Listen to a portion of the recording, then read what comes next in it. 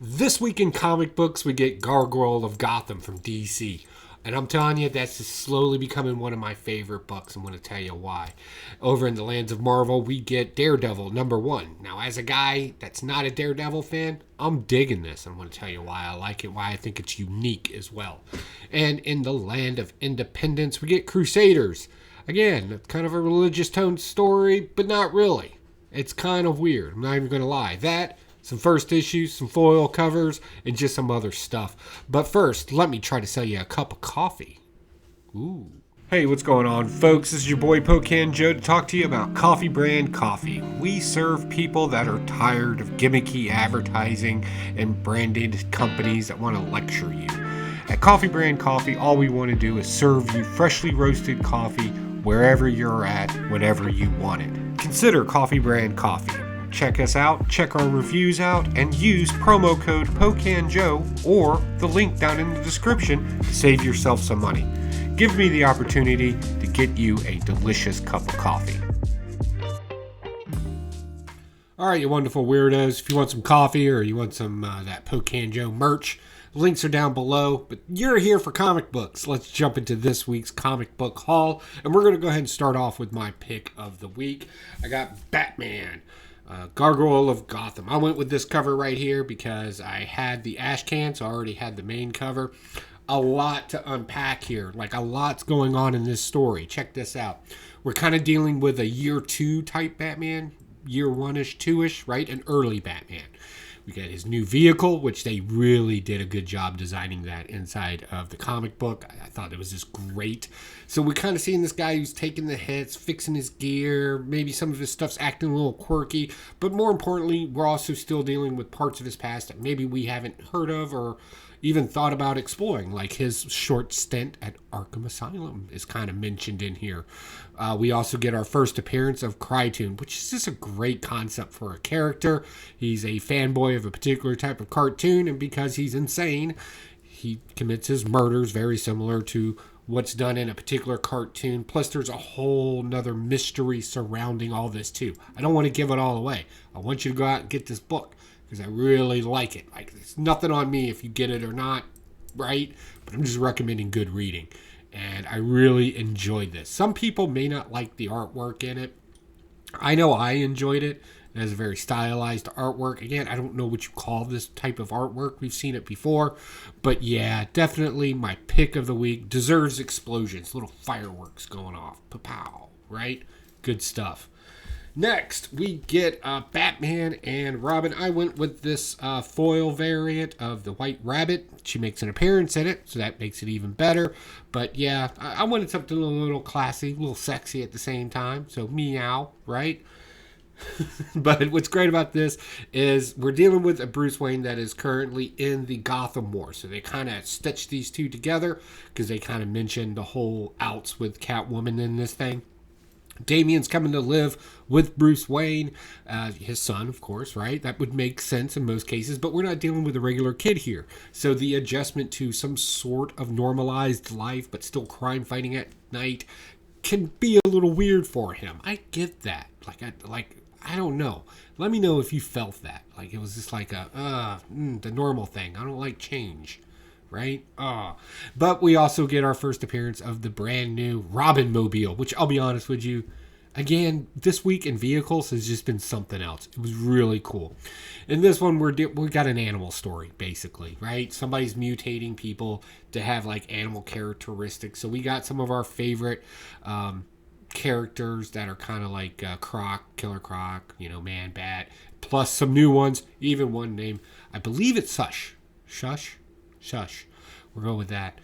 So yeah, it's kind of cool. It's kind of weird. And yeah, it's kind of a gimmicky story.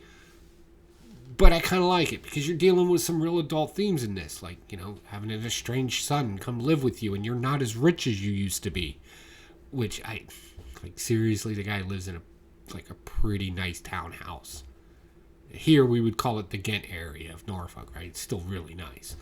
So, okay, I'll buy that. But they're still doing their crime fighting, still doing their thing.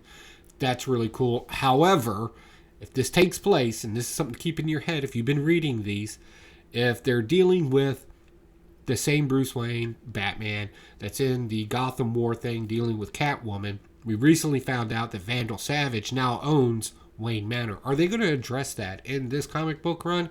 I don't know. Like, it seems like a flimsy connection just to say something. I don't know. What do you think? Definitely let me know down below. All right, next. Right into Marvel. Only picked up 2 DCs this week. So I have an error print. And I don't see these a whole lot, especially when they're new. Sometimes you can catch like a panel miscolored or whatever. But I picked up this Werewolf by Night. And the cover's an error. And I went ahead and bought it anyway. He even gave me 20% off because it was an error. Right? Sometimes errors go for big money. I don't know. But definitely the cover here, as you can see, it's been chopped off at the top. And it's also been, and you can even see the printing process where it's slightly perforated if that actually comes through. So I don't know how many of them became error issues. I don't really see this book going anywhere to make the error worth the value of, it growing in any way. Not to get into speculation, but we all see the game out there, so we recognize it. But more importantly, what happened in this book? This book's weird. Very weird. You get this kind of Werewolf by Night, who's now king of the werewolves, right? That's kind of his deal. And they're going to go fight somebody who's been kidnapping people and doing ritual experiments on them. They try to make the woo-woo sound scientific. I get it, right? And they capture a young girl and they put a demon body inside of her. Werewolf by Night, and Elsa Bloodstone pops in. So whenever they're talking about Werewolf by Night, it's kind of this black and white thing that we kind of dig in some cases, if you remember the show. And then when they're talking about Elsa Bloodstone, she's in color and vibrant. A lot of complimenting the female, right? I guess that's to get people up to speed that these two kind of had a relationship, and she's not just your average heroine, right? There's something special about her. And the fact that they kind of had a relationship at one time too, right? They liked each other. And they probably still do for the most part. But they go to save him, and they do it in the worst way possible. Like, they convince the ghost spirit inhabiting this young girl that of all the things that could have been out there, as he starts pulling these other demons or monsters or ghosts, whatever you want to call them, into our world, just for argument's sake, that he can actually put them in people like the Hulk or Captain America. And, he gave you a little tiny girl. He's literally setting you up so other people can beat you up. This was a conversational panel in there. And I was like, that's kind of, I don't know. Like, that didn't work for me. Nothing against the writers or anything. I know you want to try and explore things. But that just seemed like a big miss to me.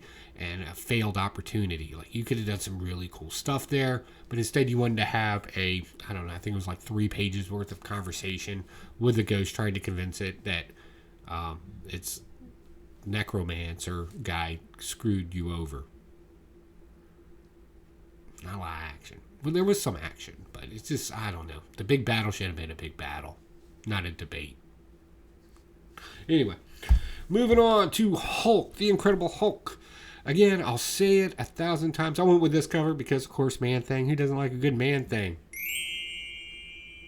So, with that said, in this one, we find out that Man-Thing is not being possessed, and they don't do the typical fight thing. There was a brief fight, but it was more like I need to suck you into me so we can go to this other realm, and Hulk, of course, rips out of that. Okay, what's really important about this book is the relationship between Charlie, Bruce Banner / the Hulk, right? She doesn't like Bruce Banner because Bruce Banner makes sense, right? He's like, hey, you shouldn't be doing this stuff. This is not really your thing. Let me go get you a hamburger, and then dips out on her, right? And then, of course, she chases him and, of course, gets involved with a swamp witch that entices kids or people into the swamp by showing them their loved ones. Great horror effect in this. Like, it's just great. And then, of course, Man-Thing and Hulk are like, hey, this thing's going down with this eldest coming around. Which, I'll be honest, I'm kind of excited about that. But with all that coming down, like, it's kind of disturbing my whole vibe here in the swamp, being Man-Thing and being in charge of the Nexus. So I kind of need, like, your help. Like, we need to team up and go take care of business. Okay. Wish a little bit more action happened in this. But with such a horror vibe to it, you don't miss anything. And it's a short, quick story that you can pick up sit down, get on with the rest of your haul in your life. You're not reading for hours on end. So, good stuff. Kudos. Still one of my favorite reads this week. I'll keep chasing this down. I don't see it getting like weird or anything. So, on a whim, I picked up another foil variant from Marvel. We picked up Venom number 25. This is confusing. I say that because Doctor Doom and Eddie Brock, Venom, or Bedlam, whatever he's being called now, kind of team up at some point. So I just picked this up just randomly just to kind of see what was going on in it. Plus, I kind of bought the cover. I know I shouldn't cover buy, but I did. I covered. Shame on me. I know. But as I was reading it, I was like, man, this seemed pretty cool. I don't know if I want to chase this down or not. But as I was saying, so Eddie Brock and Doom are kind of jumping through time right now, not liking each other. They run into Kang. Kang gives Brock his own time machine to kind of jump around some more. What's interesting about the time jumping is that wherever he goes, there's a symbiote. So in prehistoric times, right, there was a Venom Rex. World War II, we got that new Flexo guy who's part symbiote as well. So we see like a connection happening with the whole death of the Venomverse and all that kind of happening in here as well. Kind of being self-contained into the story just to reintroduce people that something big's about to happen. I think that's the only point to this story. There was some interesting things. It's always good to see Doom being Doom, right? Even when he runs into himself and finds out how arrogant his younger self was and not realizing that it didn't get better with age. Actually, it got worse. Like, can you imagine arguing with yourself? You're that. Okay, whatever. Do your thing, man. Go out there and rock it. So that happens in here. So yeah, kind of left on a cliffhanger. We got some more Flexo stuff coming, which I remember them kind of introducing that whole concept a while back. A World War II type Venom character to go kill the bad guys from World War II. Words are weird here on YouTube. You gotta be careful sometimes. All right, next, my surprise of the week. So I was already in a foil buying mood, so I went ahead and picked up Daredevil number 1, picked up the foil variant for it, and this Joker's shiny. It's like the 90s all over again. You walk into a comic book store, and if the sun hits the right way, you just get blinded. But whatever, cool. In this one, it's a new story, new creative team, but it's a continuation from the last run. I think that's important. We're not really starting fresh in this one. So, from what I gathered from the book, we got Matt Murdock's back. He doesn't want to be the Daredevil no more, but it's kind of like that little secret vice that we all have, like Twinkies. Twinkies are a thing for me. Like, I have to sneak a Twinkie, otherwise I feel bad. People watch me eat a Twinkie. It's weird.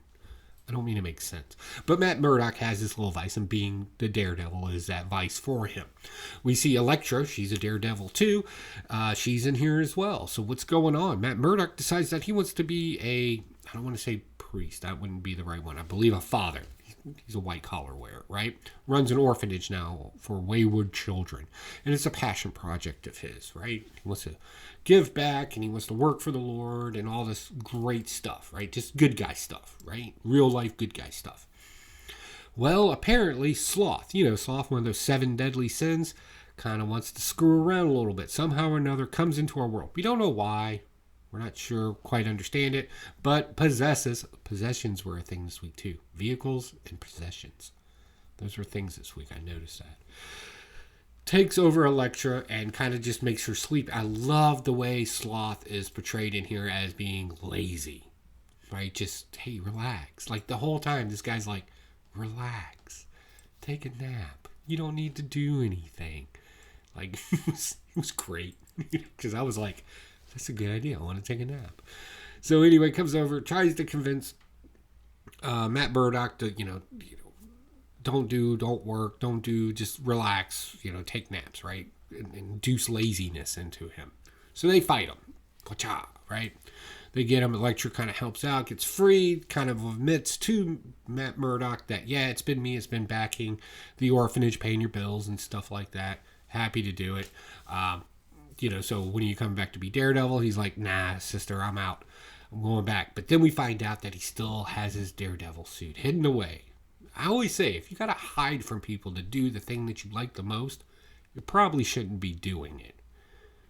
Right? Why would you be hiding? Weird. I take that same logic with my Twinkies now. Great. All right. For Independence, we only got 2 Independents this week. And thank you for staying on this long. I do appreciate it. We got Creepshow. I'm a fan of Creepshow. I always pick up a Creepshow here and there. We relaunched it, #1. This one gets a little on the nose. Kind of deals with abortion in one of its stories and how a hypocrite who burnt down an abortion clinic and protest people, the poor people that kind of go into these abortions and make these kind of decisions, how much of a jerk he really is. And then come to find out, not only did he convince a young lady to get an abortion, but apparently it was his daughter. Like, Creepshow's really getting, like, in there. Right, on the nose type things. So, yeah, that was a horrible story. And all the while, he sees, of course, all these aborted babies. And, of course, they terrify him in the true Creepshow way. Second story kind of missed me a little bit. It was about a prehistoric bug of some sort that was an apex predator of all time and can kind of regenerate living beings. So people will get close and it will eat that and then kind of use them as puppets. That's the best I got from that. I don't know. All right, next, Crusader. Last. So this is weird. I'm going to have to keep my eyes open on this one as it comes out. So we got some Templar Knights. We got one in particular who's really good at being a Templar Knight, you know, the religious knight order. Very religious, right? That's his deal, right? Stoic, religious, you know, just badass is what we're dealing with here. And apparently because of some other Templars doing some evil magic, he tries to stop them, call them heretics. He gets sent into like a D&D type world where there's trolls and things like that in it. And yeah, I think we're going to see a culture clash in this one. It's probably the underlining story in it. But yeah, it's violent. It's a lot of hacking, slicing, and dicing. And then a weird-looking character that kind of looks like Mumra from Thundercats. Yeah, it was weird. But yeah, it's going to chase down our Crusader as he tries to figure out where he's at and how does he get home. We'll have to read more to find out.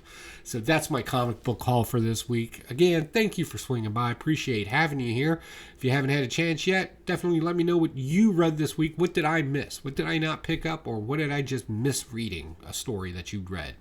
Definitely let me know in the comments down below. Love to have a chat with you about it.